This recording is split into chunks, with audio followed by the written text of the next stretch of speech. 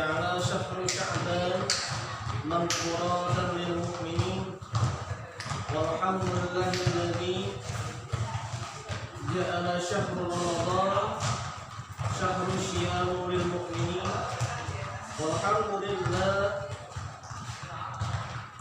الذي جعل القرآن ما هو شفاء ورحمة للمؤمنين والصلاة والسلام على رسول الله وعلى آله وصحبه ومن والاه. اللهم صل وسلم وبارك على سيدنا محمد وعلى آل سيدنا محمد وعلى آله وصحبه ومن تبعهم إلى يوم القيامة لا نبي ورسول بعده. شباب والقضاء رحمكم الله اتقوا الله حق تقاته ولا تموتن إلا وأنتم مسلمون. Bermesraan dengan syahrul mubarak, dengan bulan yang begitu penuh dengan keberkahan, yang tidur jadi pahala, tapi nggak boleh tidur 24 jam. Kalau mau tidur 24 jam mati aja. Ya. Kemudian bau bibirnya akan menjadi mirrihir rizki fil jannati darussalam.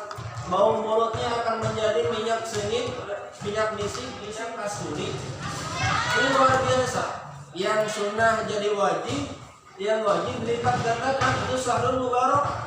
Maka arti barokah itu apa? Arti barokah itu artinya adalah ziyadatul khair. Jadi berkah itu adalah kebaikannya banyak. Itu berkah.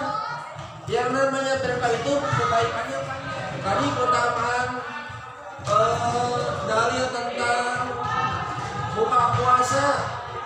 Allahumma laka sumtu wa bika amantu wa la rizqika tu birahmatika ya arhamar rahimin. Itu hadis dhaif. Tapi kalau dalam doa boleh. Jangankan doa pakai bahasa Arab kalau laka sumtu. Arahnya doa ya Allah nyukur terbaik, bukan pakai bahasa Arab itu boleh. Jangankan doa yang dhaif pakai bahasa Arab, bahasa Sunda pun boleh. Maka dalam doa halal menggunakan hadis yang lemah. Orang-orang yang nggak belajar ilmu hadis pasti mengatakan hadis dhaif teh hadis yang bahaya, padahal enggak. Hadis dhaif itu lemah secara rawinya saja. Kemarin kan dijelaskan rawi itu apa? Rawi itu yang meriwayatkan hadis. Siapa rawi di sini? Coba perhatikan. Siapa perawi di sini? Kalau di hadis tentang sahabat yang di bawahnya itu adalah An Abi Musa al-Ash'ari. Beliau adalah rawi riwayat hadis. Jadi ini hadis yang di depan anggota hadis itu hadis yang paling sahih secara rawi, periwayat, sanad dan matan. Karena banyak hadis yang dhaif di bulan sanad. Ada hadis seperti ini, hadis yang lemah. Man faraha, barang siapa faraha, yang bahagia, yang senang, bidukhuli Ramadan, dengan datangnya bulan Ramadan, maka harama jasaduhu ila niyaran, maka diharamkan jasadnya pula masuk ke neraka. Jadi barang siapa yang bahagia, bangga dengan datangnya bulan Ramadan, Allah akan haramkan jasanya. Itu hadisnya dhaif. Maka ada yang mengatakan ulama hadisnya maudhu, palsu. Hadis yang mana Pak? Man faraha. Itu biasanya suka dikutip oleh ustaz-ustaz yang ceramah mau masuk bulan Ramadan. Dengan gagahnya ulama atau ustaz ketika ceramah, man faraha, barang siapa yang bahagia bidukhuli Ramadan, atas datangnya bulan Ramadan, maka haram jasadu ila niyaran, diharamkan tubuhnya masuk neraka. Padahal hadisnya maudhu, palsu. Nah disinilah harus tahu. Pak, kenapa tahu harus hadis palsu? Ini ada, awas hadis palsu dan dhaif. Di sini ada nama-nama pemalsu hadis. Di antaranya ya pemalsu hadis ini ada yang mengatakan, di antaranya ada ulama-ulama yang mengkategorikan hadis palsu. Nah, ini masalah mengecilkan suapan. Jadi saqirul khabra wa qatilu adada yubarak lakum fi. Kecilkan dalam makan roti, nyuap roti itu perlu kecil.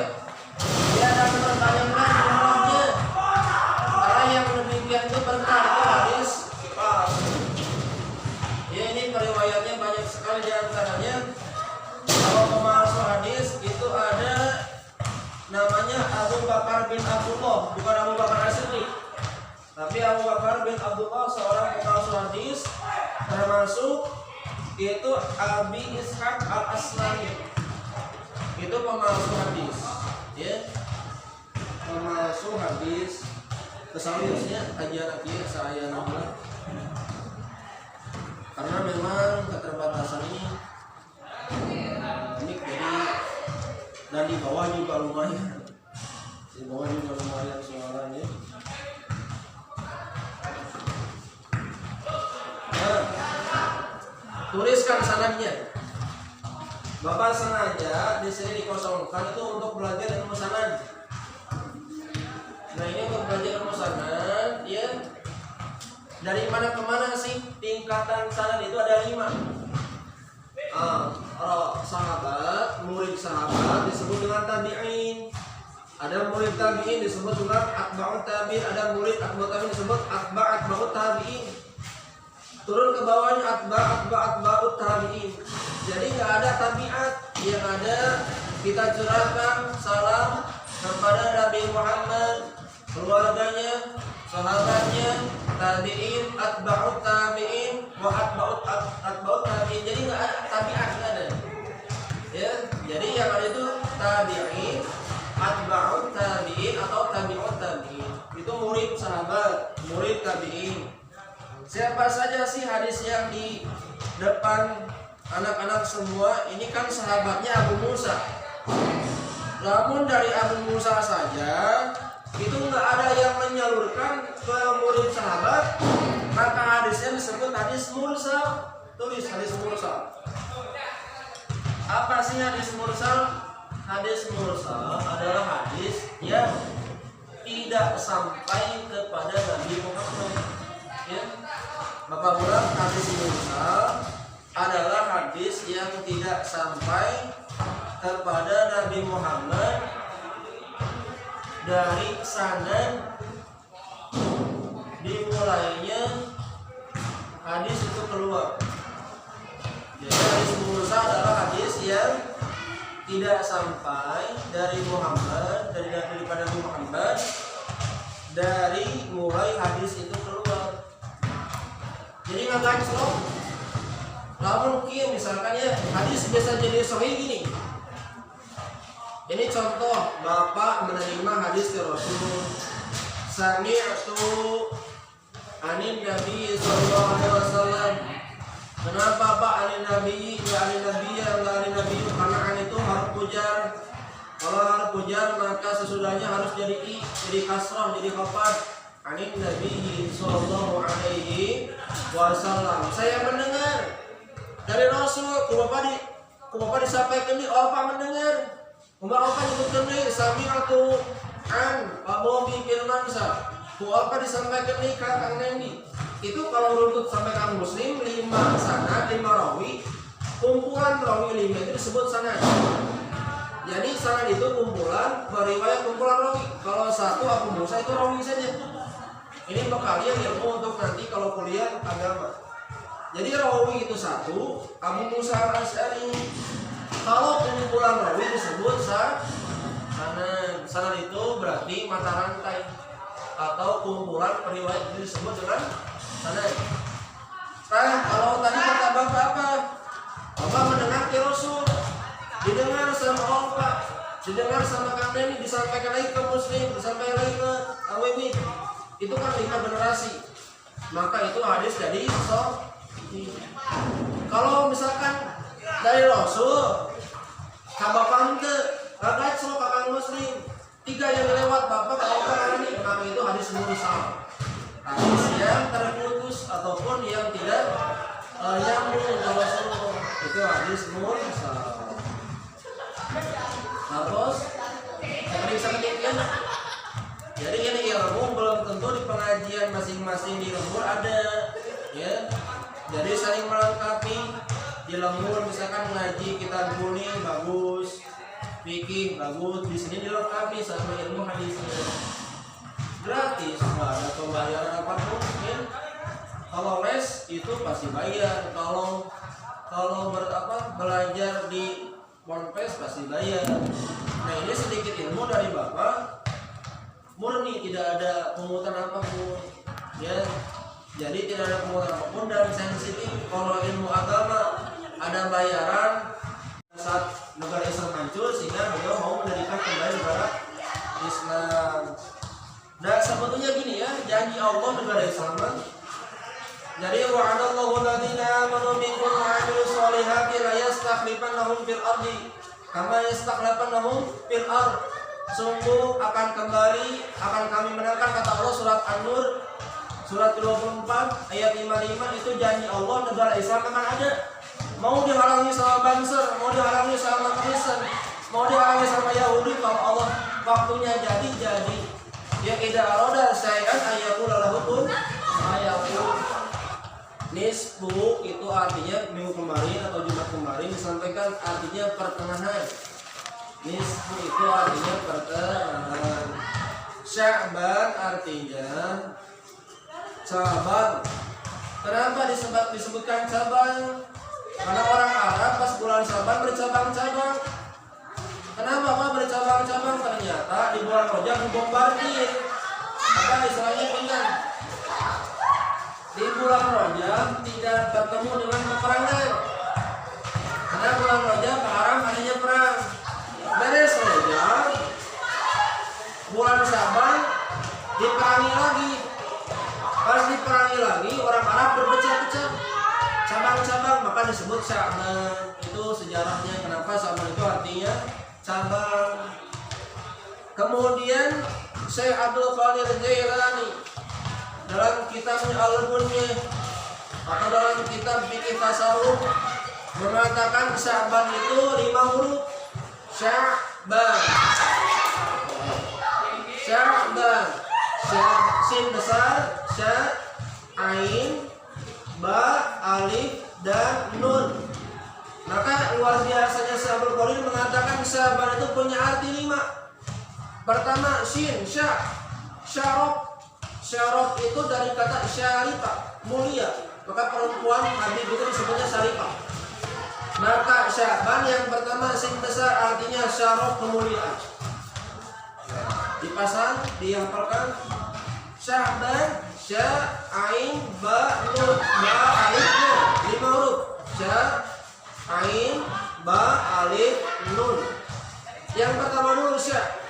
Sya itu syarab, syarab bukan sarab, pakai iya. Syarab, syarab, syarab itu artinya syarif. Syarif itu mulia.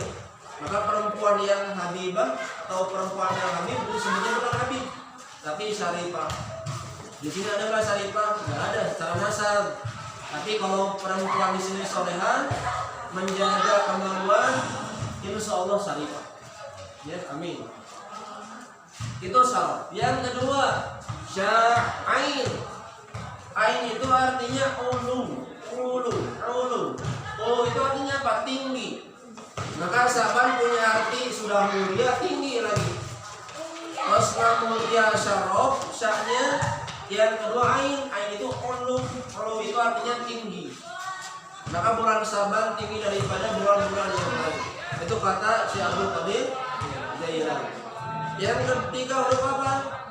Sya'ban. Ban itu apa? Birrul walidain. Bir, albir. Artinya apa? Kebaikan.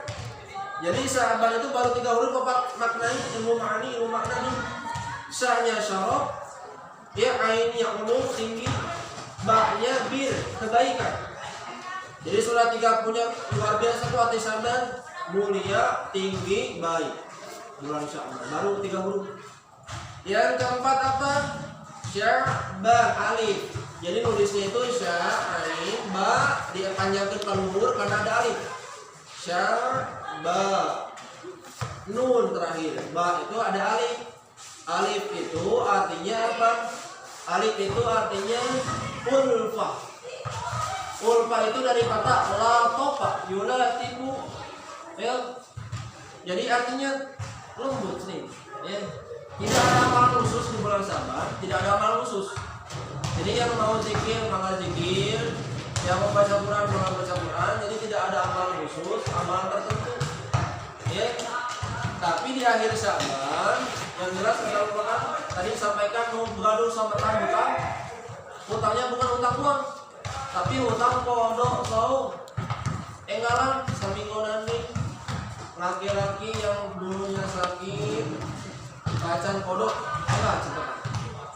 Perempuan yang dulunya halangan punya hutang 3-2 cepetan.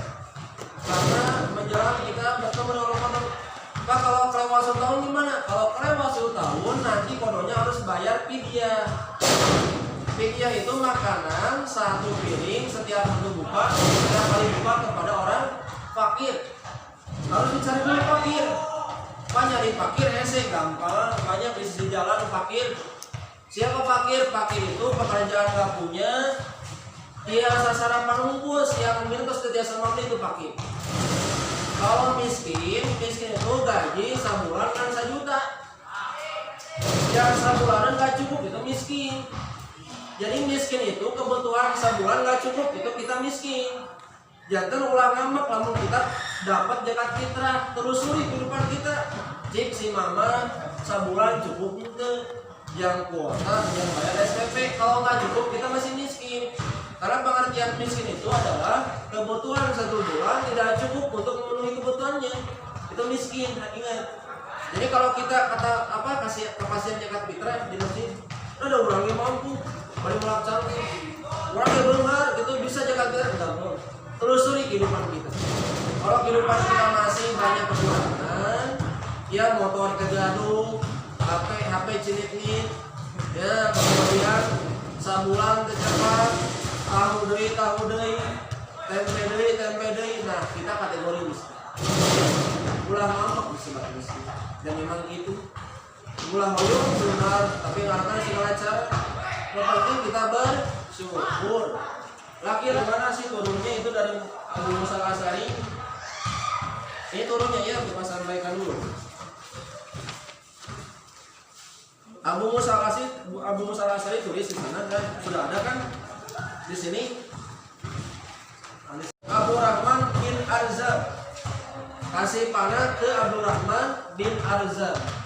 Tulis Abu Rahman bin Arzam. Di itu saya Abu Musa al-Asy'ari tinggal aku dikasih panah ke Abu Rahman bin Arzam. Dari Abu Rahman bin Arzam kasih panah turun ke Ad-Dohak.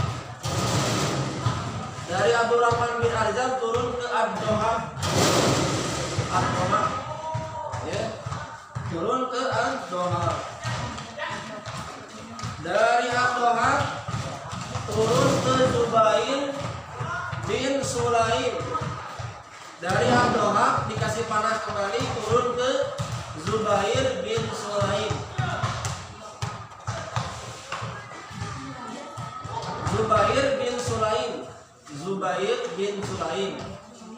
Terakhir dari Zubair bin Sulaim turun ke Abdullah bin Lahi'ah. Turun ke Abdullah bin Lahi'ah.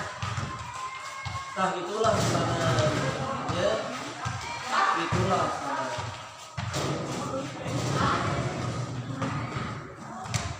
Jadi runtutannya Rasul, Abu Musa al-Asy'ari, Abu Rahman bin Arzam, kemudian Ad-Dohak, Zubair bin Sulaim, terakhir ke Abdullah bin Lahi'ah. itulah sanad. Satu disebut rawi, kebanyakan rawi disebut dengan sanad. Jadi bulatan sanad. Mana Pak matan? Matan itu isi hadis. Jadi isi itu bahasa Arabnya matan. Mana sih matanya? Innallaha la yaqfa'u fil lailatin nisfi min sya'ban. Fayaghfiru li jami'il khalqi. Ya, kecuali kita di musyrikin manusia itu matan hadis. Jadi rawi satu, kumpulan rawi sanad, matan itu adalah isi. Terus gitu ya. Lalu siapa sih ini ada di bawah terakhir. Hadisnya menurut Syekh Nasr Al-Albani hasan. Hasan itu derajat hadis yang baik. Jadi ada 3 kualitas hadis itu ada 3. Sahih kuat, hasan baik, dhaif lemah. Hasan itu baik. Di mana sih Syekh Nasr Al-Albani mengatakan baik? Di dalam kitab Al-Mishkah nomor hadis ke 1306. Itu ada di sana Bapak tulis. Dan ada dalam kitab Al-Jilal, ada dalam kitab Sahih Sunan Abi Daud. Itu lengkap referensinya ya. Jangan Bapak ngajarkan tidak ecek, tapi diajarkan adalah kitab, matan, sanad, rawi, kemudian bukti fisik, kitabnya ada. Hatta dalilu, sampai ada dalil yang menghalalkan. Apa yang dalil yang menghalalkan? Adalah sebagai tadi hadis ayat 3 Ar-Rum ayat 21 ya wa min ayati an khalaqalakum ya min anfusikum azwaja, telah aku jadikan dari pasangan dirimu sendiri perempuan litas kunu kalian supaya menjadi tentram hidupmu. Nah, supaya gaduh istri supaya tentram, bukan jadi rumus ya. Maka ada yang salah kalau jadi rumus. Panginten sakitu, tadi di sini ada menandatangan yang menandatangan keharaman nikah beda agama. Nikah beda agama.